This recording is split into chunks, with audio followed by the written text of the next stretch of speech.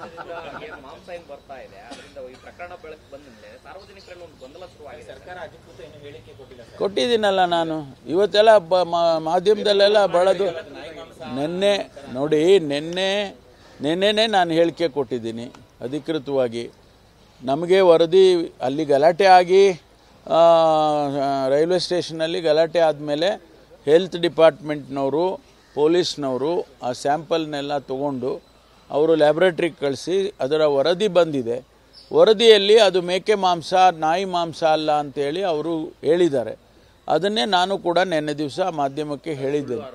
ಹೌದು, ಸುಳ್ಳು ಆರೋಪ ಅವ್ರ ಮೇಲೆ ಈಗಾಗಲೇ ಕ್ರಮ ತಗೊಂಡಿದ್ದೀವಲ್ಲ. ಅವ್ರು ಯಾರ್ಯಾರು ಮಾಡಿದ್ರು ಅವ್ರನ್ನೆಲ್ಲ ಪುನೀತ್ ಕೆರೆಹಳ್ಳಿ ಆ್ಯಂಡ್ ಕಂಪನಿ ಅವ್ರ ಮೇಲೆ ನಾವು ಈಗಾಗಲೇ ಕ್ರಮ ತಗೊಂಡಿದ್ದೇವೆ. ಈ ರೀತಿ ಗೊಂದಲ ಸೃಷ್ಟಿ ಮಾಡ್ತಕ್ಕಂಥದ್ದು ಸಮಾಜದಲ್ಲಿ ಆಗಬಾರ್ದು ಅಂತ ಹೇಳಿ ನಿಜವಾಗೂ ಆಗಿದ್ದರೆ ಅವ್ರ ಮೇಲೆ ಕ್ರಮ ತಗೊಳ್ಳೋಣ.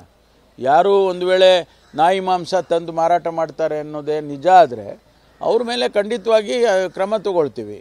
ಆದರೆ ಈಗ ಅವರು ಭಾಳ ದಿವಸದಿಂದ ಆ ಕೆಲಸ ಮಾಡ್ತಾಯಿದ್ರು, ಇಂಪೋರ್ಟ್ ಮಾಡಿ ಬೇರೆ ರಾಜ್ಯದಿಂದ ತಗೊಂಡು ಬಂದು ಮಾರಾಟ ಮಾಡ್ತಾಯಿದ್ರು ಅಂಥೇಳಿ.